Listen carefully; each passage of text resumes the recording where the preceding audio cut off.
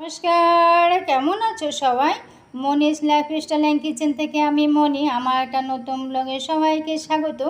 দেখো, অনেকটা সকাল বোঝা যাচ্ছে, কিন্তু সূর্য আমাকে দেখে এখনও লাল হয়ে আছে। তো সূর্য আমার কিন্তু ঠিক টাইম মতো উঠে যায়, ওকে মানে ওটা কোনো ব্যতিক্রম নেই। যাই হোক, আর এখানে আম দেখছিলাম যে কটা আম আছে, এখনও বেশ কয়টা আছে, যদিও অনেকটা পড়ে গেছে। এখন তো পড়া শুরু হচ্ছে, আর এখান থেকে ব্লগটাও শুরু করলাম। আশা করি তোমাদের খুব ভালো লাগবে। আজকে সকাল সকাল সব মানে হাঁটাহাঁটি হয়ে গেছে, হেঁটে হেঁটে এসে তারপর আজকে একটু এটা পরিষ্কার করব। তো এটা সবসময় করি না, এই জায়গাটা সবসময় আমি ধোয়াই না, যদিও মাসে একবার মানে যদিও জল দিয়ে এমনি দেওয়া হয়, কিন্তু ঝাড় ফাড় দিয়ে পরিষ্কার করলে মাসে এক আধ দিন হয়তো করি। কিন্তু করি যেহেতু রাস্তার সঙ্গে বাড়ি, আর এমনও তো বাড়িও থাকলে তো হলো না, এগুলো তো পরিষ্কার করতে হয়। আর এটা ধর রিপেয়ারিং করেছে বছর তিনেক, মানে 3-4 বছর হয়েছে রিপেয়ারিং করেছে, কিন্তু রং আর করা হয়নি, যার জন্য রং করার আর দম কুলায়নি, ওই জন্য রং আর করাও হয়নি, এমনিই আছে। কিন্তু রিপেয়ারিংটা শুধু করা হয়েছিল, আর যেটা না বললেই নয়। তো দিদিভাইকে, যেটা আমি আগের ভিডিওতে বলেছিলাম যে আমাকে এক দিদিভাই কমেন্ট করেছিল যে আমার বর কী করে।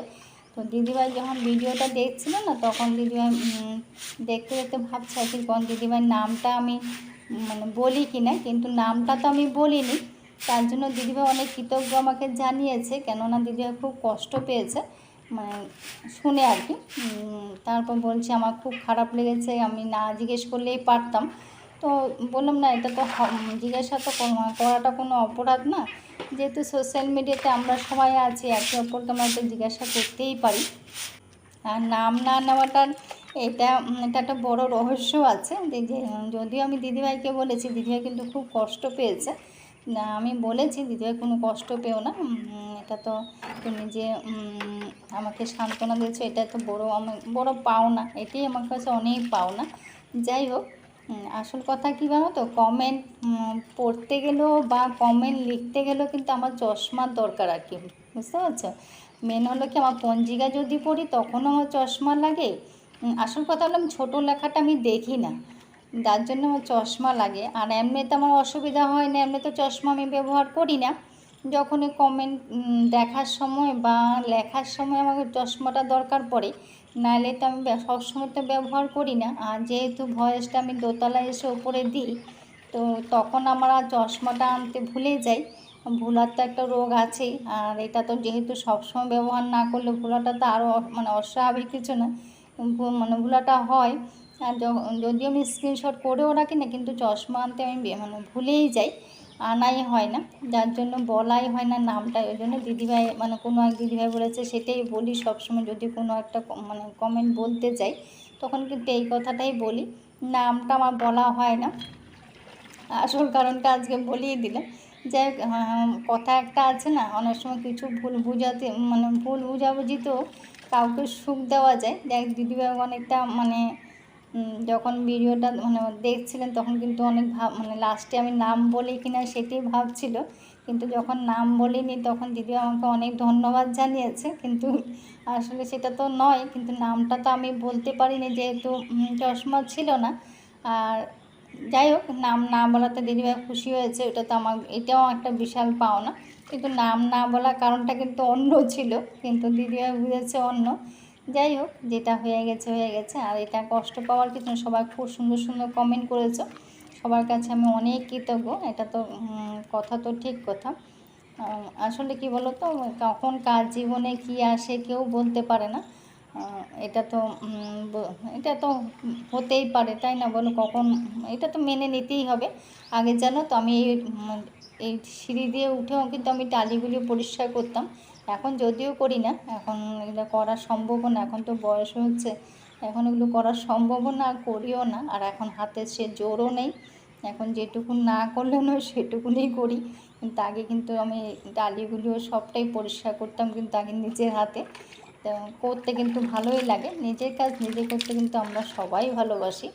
সবচেয়ে বড় কথা হলো কাজটা পরিষ্কার হয়, আর একবারে কেউ মানে এটা তার কারো হাত দিতে হয় না, নিজের কাজ নিজেরা করলে কি হয়, এই কাজটাতে কারো হাত দিতে হয় না, এটি হলো সবচেয়ে বড় কথা, তাই না বলো?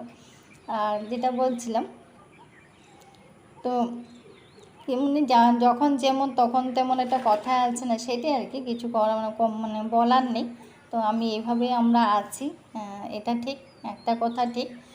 বরে অনেক পরিশ্রম করেছে কোনো এক সময়, অনেক ঘাম ঝরেছে, অনেক পরিশ্রম ও খুব পরিশ্রম করতে ভালোবাসতো, করতো, এটা কিন্তু ঠিক। স্নান করে এখন পুজো দিতে যাব। এই ফুলগুলো খুব সুন্দর না? ওর পরিশ্রমে বলতে পারো, এক কথায় বলতে পারো ওর গুণের জন্য আর ওর বুদ্ধির জন্যই কিন্তু আজকে আমার মানে এখনও অবধি আমরা আছি, মানে এখনও অবধি আমরা চলছি আর কি। ছেলেকেও যেটুকুন মানে আমরা পেরেছি সেটুকুন আমরা করে দিয়েছি, বাকিটা করতে চেয়েছিল সেটা পারিনি। তো ছেলেকে বলে দিয়েছি আর বাকিটা তুমি করে নাও, সেটা আর পারবো না। কিন্তু আমার যেটুকুন করেছে বরের বুদ্ধিতেই আর বরের গুণের জন্যই হয়েছে। আমার দ্বারা কিন্তু কিছুই হতো না, আমি পারতাম না হয়তো এভাবে চালাতে। ও যেভাবে চালিয়ে নিয়েছে বা নিচ্ছে, আমার বরের কিন্তু একটু মানে অশেষ অশেষ গুণ। আর তাও আমি বলতাম না আগে ভিডিওতে, দিদিভাই কমেন্ট করলেও আমি বলতাম না, যদি আমার বরে আমার ভিডিওগুলো দেখতো। কিন্তু যেহেতু ও দেখে না আর ও আমার ভিডিও ব্যাপারে কোনো ইন্টারেস্টও নেই, বরং উল্টো যদি একটু রান্না উল্টো পাল্টা হয় না, তাহলে কিন্তু বকাবকি করে। এই টিপাটিপি করার জন্য কিন্তু রান্নার সব উল্টো পাল্টা হচ্ছে, খাওয়ার টাইমলি হচ্ছে না, এতে কিন্তু বকাবকি করে, বাড়িটা উল্টো আরও ইয়ে হয়। যাই হোক, কিন্তু কোনো ইন্টারেস্ট দেয় না, তার জন্য আমি বলেছি আর কি, নাইলে আমি বলতাম। ও যদি মানে ও জানতো ও শুনতো তাহলে আমি বলতামই না। এটা দেখো একটু তরকা ডাল করবো, আর আমি যেভাবে করি সেভাবে তোমাদের সঙ্গে শেয়ার করলাম। আমি একটু যখন সেদ্ধ করি তখনই গোটা গরম মশলা দিয়ে দিই কুকারে, আর এখানে পেঁয়াজ কুচি রেখেছি, আর তেলের মধ্যে শুধু আদা আর রসুনটা দিলাম। আদা রসুনটা যখন ভাজা ভাজা হয় না, তখনই কিন্তু আমি গোটা জিরাটা দিই, কিন্তু আজকে গোটা জিরাটা দিতে ভুলে গেছিলাম, না দিয়ে পেঁয়াজটা দিয়ে নিয়েছি। তো পেঁয়াজটা দিয়ে তারপরে আমি গোটা জিরাটা দিয়েছি আর কি, কিন্তু গোটা জিরাটা আগেই দিয়ে দিই আর কি, যখন আদা আর রসুনটা ভাজি তখনই দিই আর কি। জানি সবাই আমরা মানে সবাই করে আমরা সবাই খাই, তখন আমি যেভাবে করলাম সেইভাবেই তোমাদের সঙ্গে শেয়ার করলাম। আর আমি শুধু ধনে গুঁড়ো দিই, কিন্তু জিরে গুঁড়ো দিই না, ধনে গুঁড়ো দিয়েই করি। আর আদা রসুন পেঁয়াজ আর একটু গোটা জিরে দেখো এখনই দিলাম আর কি। আর একটু টমেটো তো দেবই, টমেটো ছাড়া কিন্তু আমার বাড়িতে কিন্তু শীত গ্রীষ্ম বর্ষা কিন্তু সারা বছর টমেটো লাগে, তো টমেটো ছাড়া কিন্তু চলেই না। একটা অভ্যেসেরও পরিণত হয়ে গেছে, যার জন্য টমেটোটা কী করি গ্রেট করে রেখে দিই, ওইভাবে খাই আর কি। শুনেছি দানা তো খাই না, শুনেছি টমেটো ইয়েটা মানে খোসাটা খেলে ভালো না, ওই জন্য খোসাটা ফেলে দিই। আর যেটা দিদিভাইকে বলছিলাম, দিদিভাই তুমি কষ্ট পেও, দিদি অনেক অনেক কষ্ট পেয়েছো, অনেক বড় কমেন্ট লিখেছে কমেন্টে। যাই হোক, তুমি কষ্ট পেও না, আমি তো আমার হয়ে গেছে, আর কিছু করার নেই, সবটা নিয়ে চলতে হবে। মানে একটা কথাই আছে না, মানে আমার কষ্ট তখনই একটাই ছিল, যখন মানে লকডাউনটা হচ্ছিল, তখন মানে আমাদের ব্যবসা মানে যখন লকডাউনটা হচ্ছিল তখনই শুধু একটা কষ্ট হচ্ছিল, তখন মানে আজকে বলছি, কখনো কারোর কাছে গল্পটা করিনি, আজকে তোমাদের কাছে যেহেতু তোমরা আমার সবাই বলবে, এত সুন্দর সুন্দর কমেন্ট করেছো, তার জন্য তোমাদের কাছে তখন খুব ঠাকুরের কাছে একটা কথা বলতাম, যে আমার বাবা যাতে মানে বুঝতে না পারে, যেটা মানে আমার এটা আর কি, মানে তখন যেটা হয়েছিল সেটা যেন বাবা জানতে না পারে বা বুঝতে না পারে।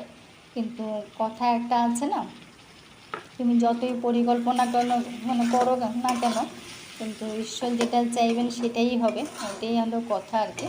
তো বাবা জেনেও গেছে, দেখেও গেছে, পৃথিবীর থেকে চলেও গেছে, কিন্তু সেটাই আমার একটা বিশাল কষ্ট ছিল। মানে এই কষ্টটা আমার এখনও আমি নিয়ে বয়ে বেড়াচ্ছি। হয়তো আমার মৃত্যু আগ পর্যন্ত এই কষ্টটা আমার থেকে যাবে, হয়তো কেউ জানে না বা আমার বড়ও জানে না, কিন্তু এটা আমার একটা বিশাল কষ্ট ছিল, যেন আমার বাবা জানতে না পারে, বুঝতে না পারে। কিন্তু আমার বাবা বুঝেও গেছে, জেনে গেছে, বাবা খুব কষ্ট পেয়েছিল। তো সেদিন বাবা আমার কাছে একদিনে বাবা খুব কেঁদেছিল, সেই মানে সেটা বলতে পারছি না। যাই হোক, দেখো একটু সব করে তোমার ছেলেকে বিদায় দিলাম, যে সবাইকে কিছু মনে করো না, আসলে বাবা কথা মনে পড়ে গেছে, তো ওই জন্য একটু ইমোশনাল হয়ে গেছিলাম। আর দেখো কাপটা কি পরিষ্কার না, আমি বলেছিলাম না, যদি চা দেখো চুলাতে পড়ে গেছে, বলেছিল না যে কুকারে আলু সিদ্ধ করে দেবে তো কুকারটা কালো হয়, তখন যদি একটু লেবু কেটে দেওয়া হয় না তাহলে কিন্তু কুকারটা কালোটা হয় না। আর তাহলে ওই লেবুটা যখন সেদ্ধ হয়ে যায় না, ওই লেবুটা দিয়ে যদি কাপ মাজা হয়, কাপ প্লেট মাজা হলে কিন্তু কাপ প্লেট ভালো পরিষ্কার হয়। আর কাপে যখন আমরা লিকার চা খাই তখন কিন্তু কাপে একটা দাগ পড়ে, কিন্তু ওই লেবুটা দিয়ে যদি ঘষা হয় না তাহলে কিন্তু দাগটা উঠে যায়। তা আমি যেহেতু করে দেখেছি ওই জন্য তোমাদের সঙ্গে শেয়ার করলাম। দেখো চাটা খেয়ে টিফিনও হয়ে গেছে। টিফিন করে তারপরে রান্না যেটা করবো সেটা আমার আলু পটলের তরকারিটা বসিয়েও দিয়েছি, বসিয়ে তারপরে চলে এলাম দোতলাটা ঝাঁট দিতে। তো আজকে যেহেতু দোতলাটা মুছবো না, তো আজকে তো মাসের ছুটি থাকে, তো আজকে তো ছুটি আছে, দোতলাটা মুছবো, সিঁড়িগুলো মুছে দেবো। আর দোতলাটা আজকে একটু ঝাঁট দিয়ে দিলাম। তা আমি এমনই করি, যদি সব মুছতে ইচ্ছা না করে না, শরীরে না দিলে আর মুছি না, জোর করে এখন কিছুই করি না। আগে যেমন জোর করেও করতাম, এখন কিন্তু কিছুই করি না। ওই ঝাঁট দিয়ে সিঁড়িটা মুছে নিলাম, ওইটাই হয়ে গেছে। আর এদিকে দেখো রান্নায় চলে না, আজকে ডিম পোস্ট করে এবার ডিমের তরকারিটা করে নেবো আর কি। আর এদিকে আলু পটলটা বসিয়ে দিয়েছি, আজকে দুপুরে এটাই রান্নাবান্না। আর ডাল ভাত হয়ে গেছে, আর কিছু করবো না। সকাল তরকা করেছিলাম যে ওটা বর খেয়েছে আর ছেলে নিয়ে গেছে, ও টিফিনে নিয়ে গেছে। আর একটু রেখেছি, রাতে এসে রুটি দিয়ে খাবে, ও রাতে রুটিটাই বেশি খায় আর কি। আলু পটল তো খাবে না, পটল তো খাইই না, ওই জন্য ছোবেও না। আর আমরাই খাবো আর কি, আমাদের দুবেলার হয়ে যায়, ওটা হয়ে গেলে এমনি নিরামিষে করেছি আলু পটলটা। আর এদিকে দেখো ডিমের মশলাটা আমি শুধু রসুন আর পেঁয়াজ দিয়ে করে, রসুন দিয়ে একটু রসুন দিই, ডিমে বেশি রসুন দিই না, হয়তো 1-2 কোয়া রসুন দিই, বেশি রসুন দিলে আমার ভালো লাগে না। আর পেঁয়াজ যা দিতে হয় আর কি, জিরে গুঁড়ো ধনে গুঁড়ো সব দিয়ে এটা মশলাটা কষিয়ে নিলাম। আর জানো তোমার সাধারণ ভিউয়ার্স মধ্যে যেটা, যদিও আমি সাধারণ ভিউয়ার্স বলি না, জামশাদপুর থেকে আমার এক মাসি, তো তোমরা সবাই জানো দেখে, মাসে অনেকে ভিডিওই দেখে, যদিও আমাকে বলতে বারণ করেছে দেখে আমি বলি না কার ভিডিও দেখে। তা আমার সবাই মোটামুটি আমার পরিবারে আছে, যার তাদের থেকেই আমাকে পেয়েছে, তাদের এক পরিবার থেকে কিন্তু আমাকে পেয়ে আমাকে প্রথম কমেন্ট করেছে, কারো ভিডিওতে উনি কমেন্ট করে না, আমাকেই প্রথম কমেন্ট করেছিল আর কি। যাই হোক, যার যেখানে মিলন হয়, ওইটি মাসির সঙ্গে আমার খুব এখন ভাব হয়ে গেছে। এখন একটু শরীরটা খারাপ চলছে আর কি, বয়স হয়েছে তো একটু হতেই পারে। তো ডিম রান্নাটা হয়ে গেছে, আমি দুপুরে খাওয়া দাওয়া হয়ে গেছে। তো খাওয়া দাওয়া হয়ে যাওয়ার পর ওদের একটু খেলাটা দেখি আমরা দুজনে বসে বসে, দেখতে কিন্তু বেশ লাগে। এখন বাচ্চাটা এখন ওটা তো যমুনাটা চলে গেছে, আর গঙ্গাটা একটু ঠিক আছে, এখন মাদুর মোটামুটি পাচ্ছে, যদিও খাওয়াচ্ছে, বর খাওয়ায়, ড্রপার দিয়ে খাওয়ায়, আবার মাদুরও পায়। এখন তো সব করে প্রায় বিকেল হয়ে গেছে, এখন বাড়ি আম দিয়ে যাচ্ছি, তোকেও দিচ্ছি। তো আবার বলছি যে আম কবে দেবে, আমসত্ত্ব দিলে খাওয়ালো, সেটাই বলছিল, এই গল্পটাই বলছিল, আমসত্ত্ব খাবো। তো হাসিও পাচ্ছে দেখেন। আর যাদের বাড়ি যাচ্ছে না তারা কিন্তু সারাদিন থাকে না আর কি, ওরা সকালে বেরোয় তো বিকেলে আসে, তো সারাদিন কাজ করতে যায়, তো ঘুরে ঘুরে কাজ করে তো বিকেলে আসে। কিন্তু বাড়িটা একটু অন্ধকার, যার জন্য দেখাতে পারলাম না, কিন্তু এত ভালো না ফ্যামিলিগুলো, সত্যি খুব ভালো।